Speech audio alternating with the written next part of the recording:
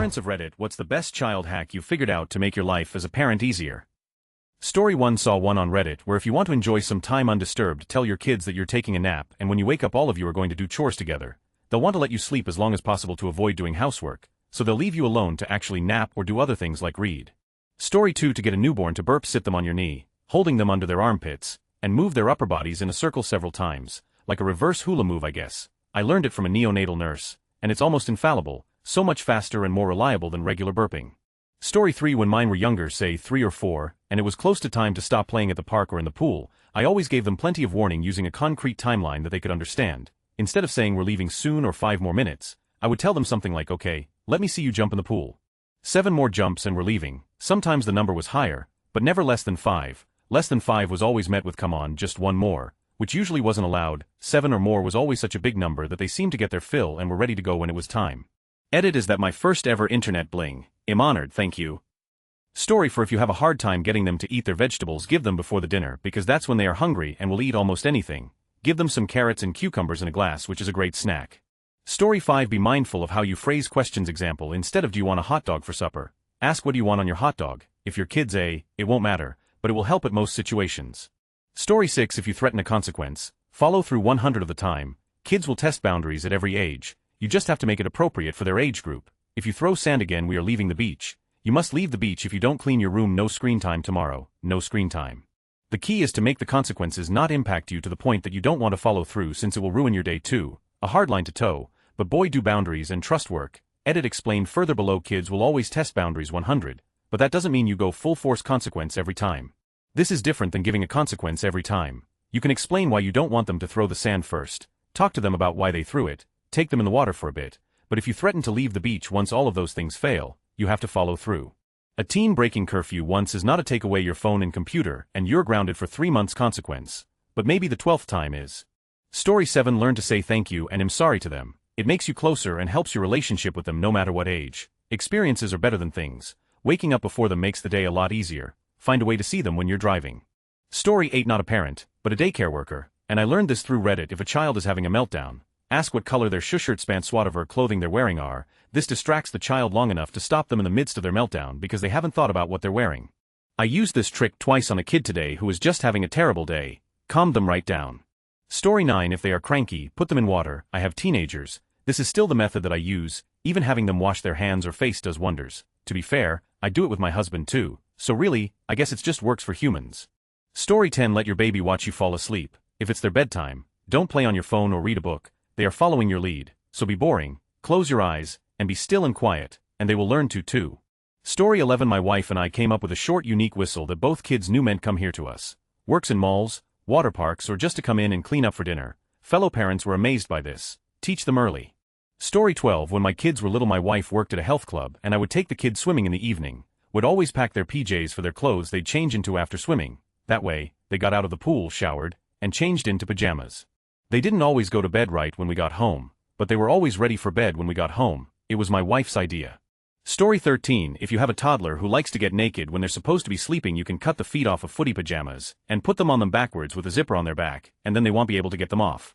Story 14 I had 3 kids very close in age. At one point I assigned them each a day of the week. They each got 2 and Sunday was the leftover whatever the question was. The answer was whose day is it, who gets to go first, who gets to ride in the front, who has to take their bath first. I saved so many arguments with this. Story 15 when your kid sees something they want like a toy or game and you don't want to buy it, tell them to put it on the list. If they're the type of kid that will follow through, then you have a handy list for Christmas or birthdays. If not, then they'll forget about it. Helps avoid arguments in the store because you aren't really saying no. Story 16 bubbles, seriously magical, for especially long car rides or traffic or just for fun.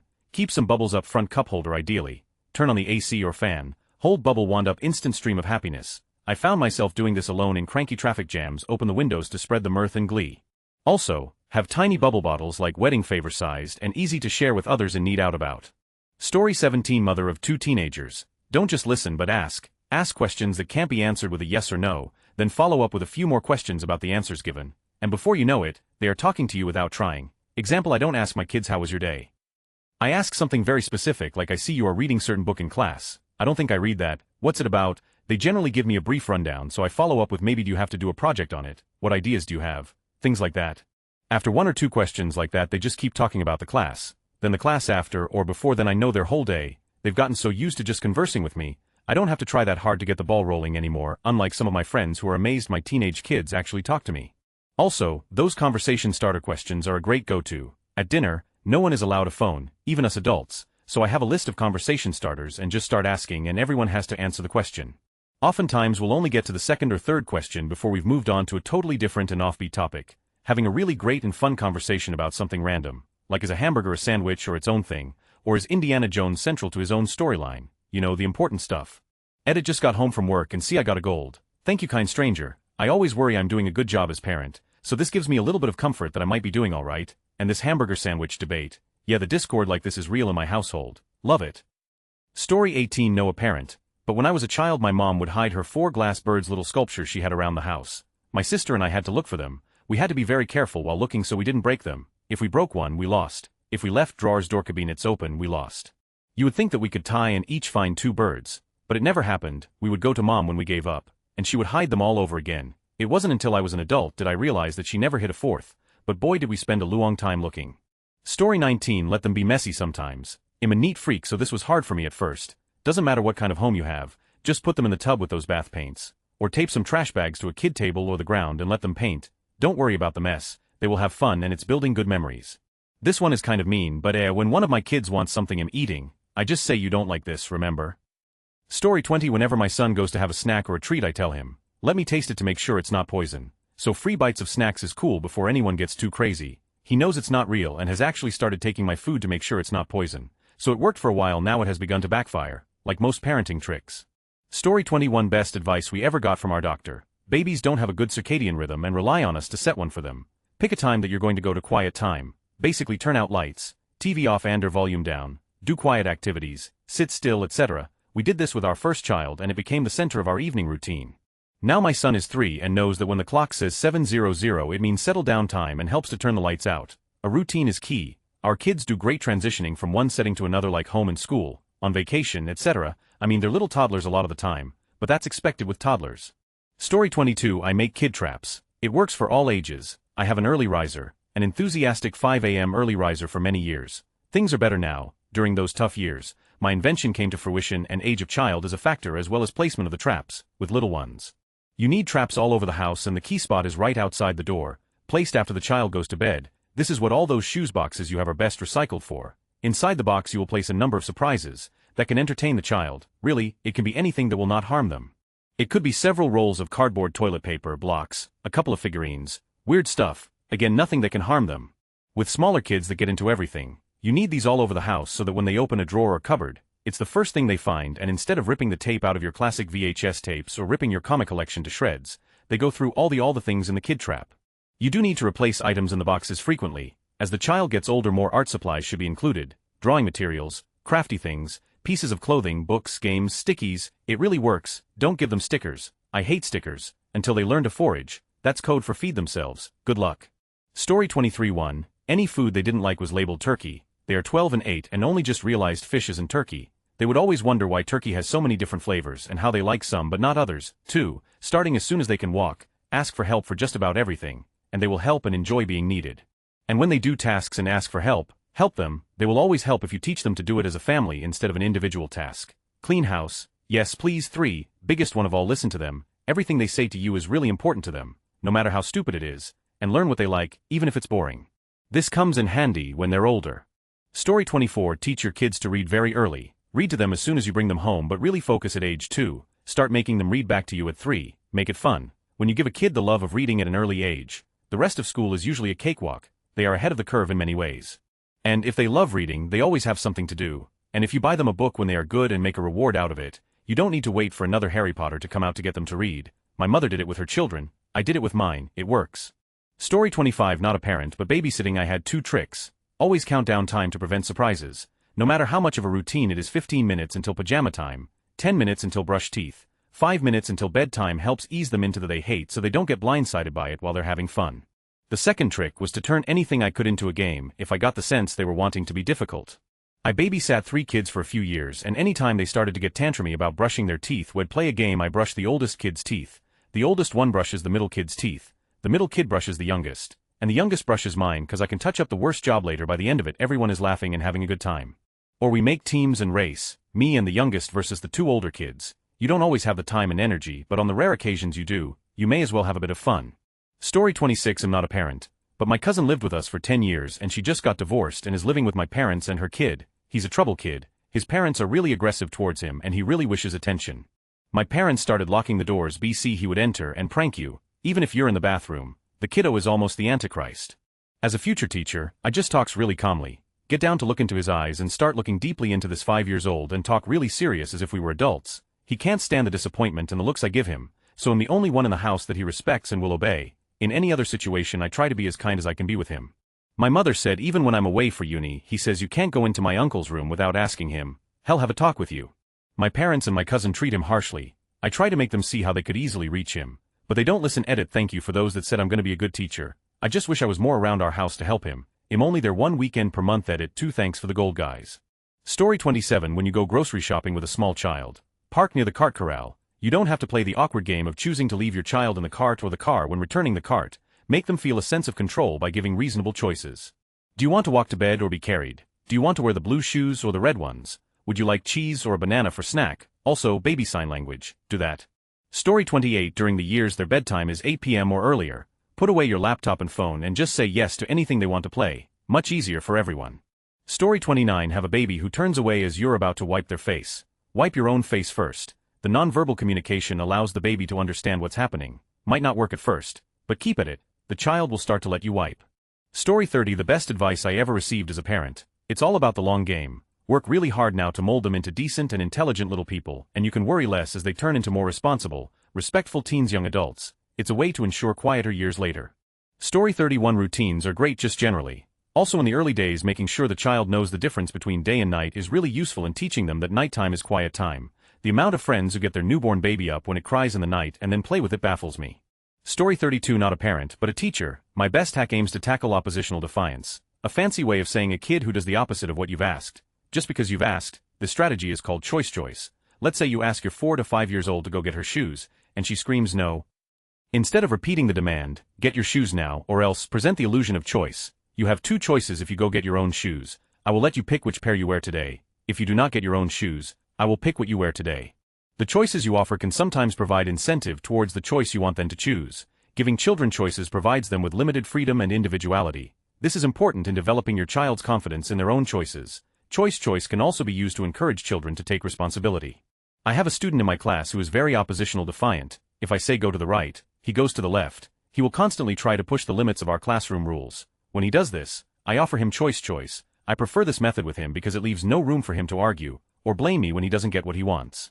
For example, if he has an upset outburst in class, I will say, you have 2 choices. You can either use your coping skills and stay in the classroom, or you can take a break in our buddy room. You have 30 seconds to make your choice. It is up to you. This works better than go to the office, or traditional punishment because 1.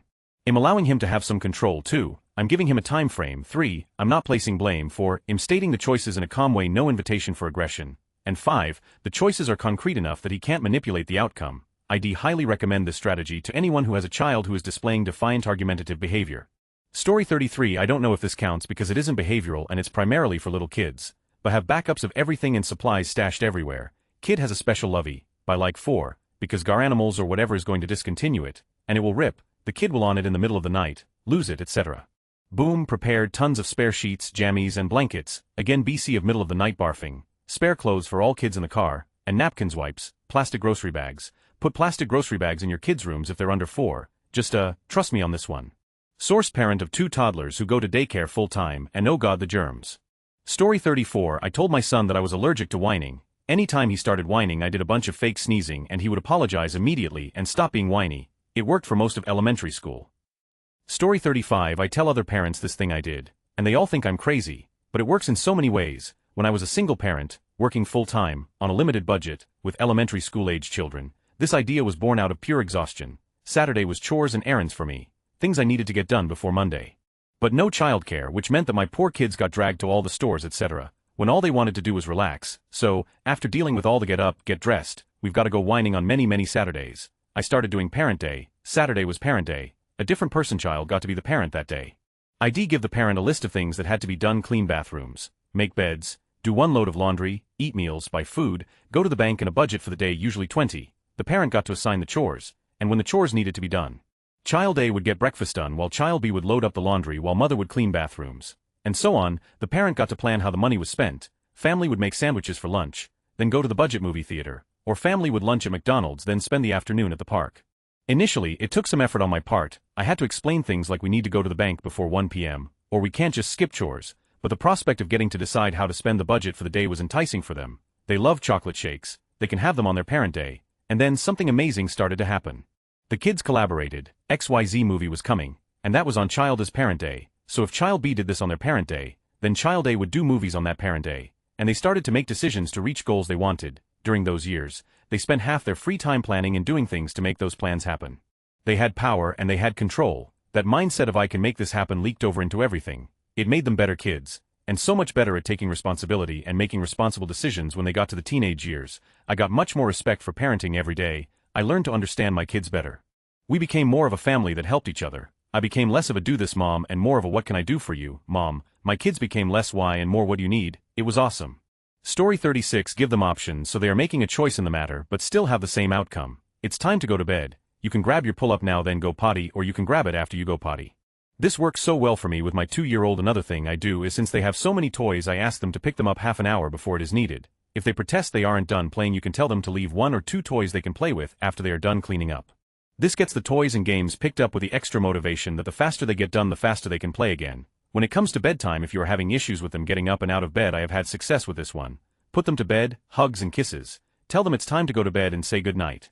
Leave the room and wait outside out of view. If you leave the door open and wait for them to get out of bed, if they get up just go in, lay them down. Tell them it's time to go to bed and good night. Repeat the process until they stop getting up. They will eventually stop and go to bed.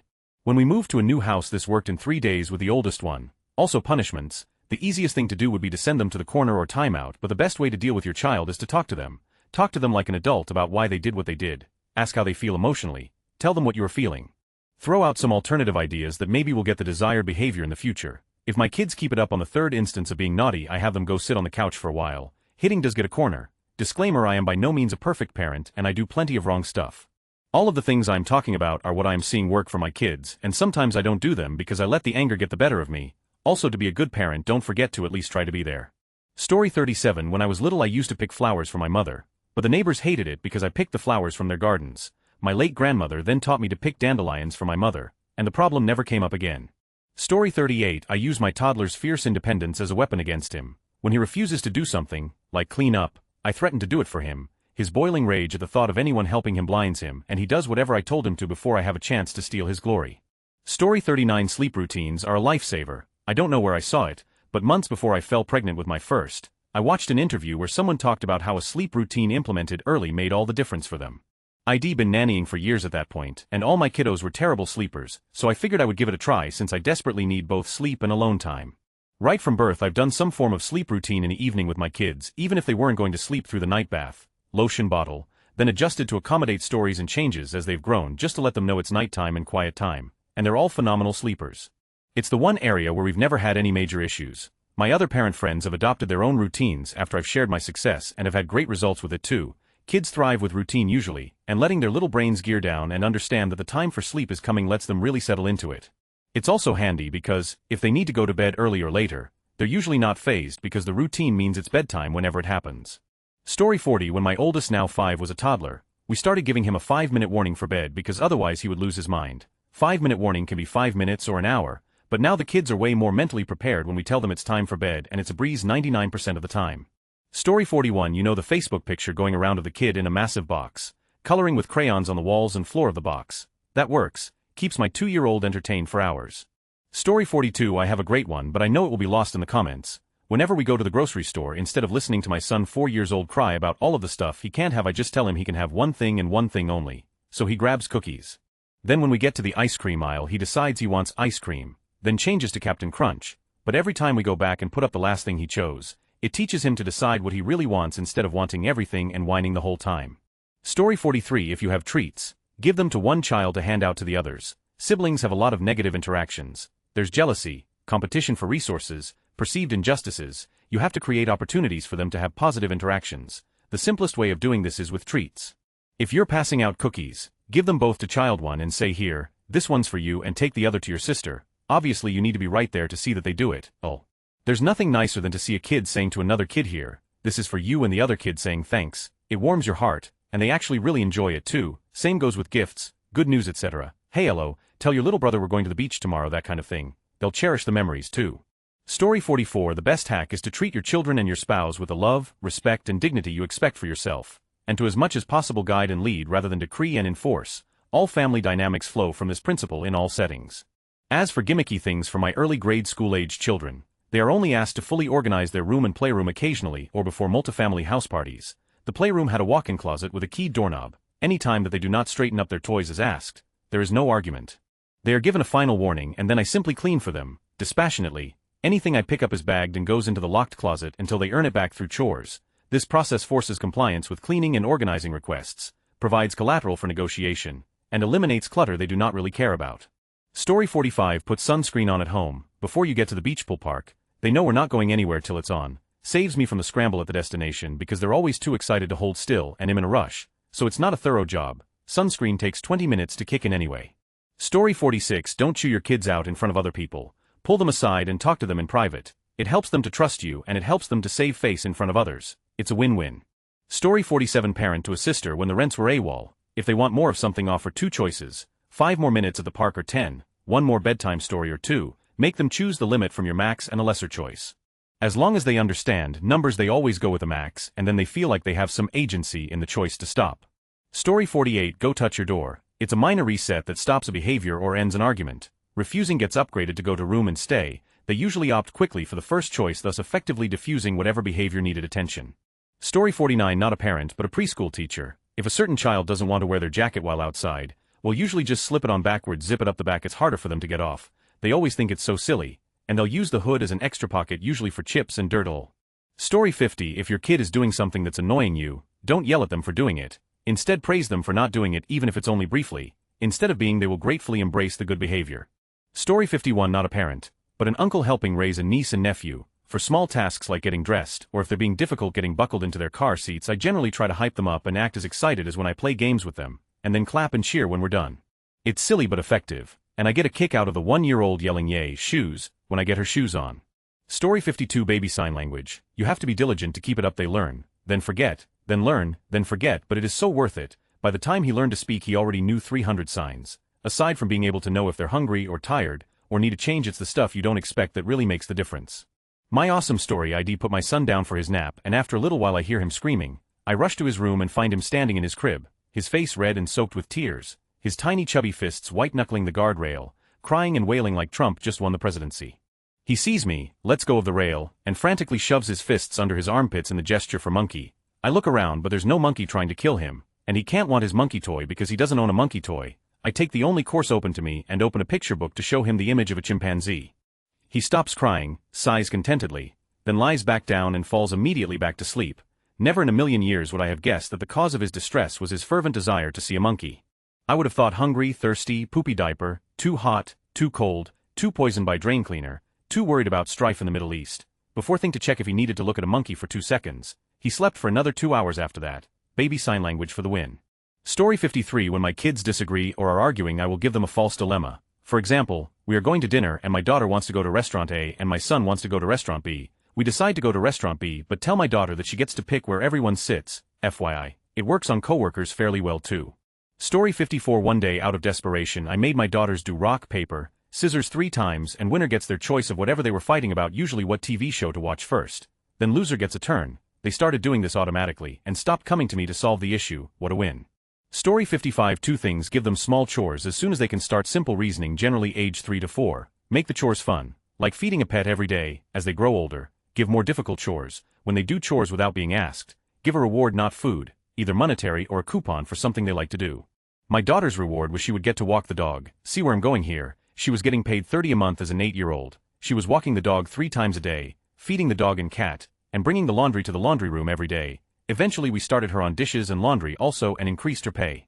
We rotated all the chores except for walking the dog. She loved that one. The second thing is don't put up with there when they are toddlers. You as a parent know when your child is crying because they didn't get their way. When this happens, explain to them that it's okay to be upset, and it's okay to cry, but they're going to do it in time out. and when she's done crying she can come out. About the third time my 3-year-old daughter saw that I meant it, she wouldn't even make it to timeout.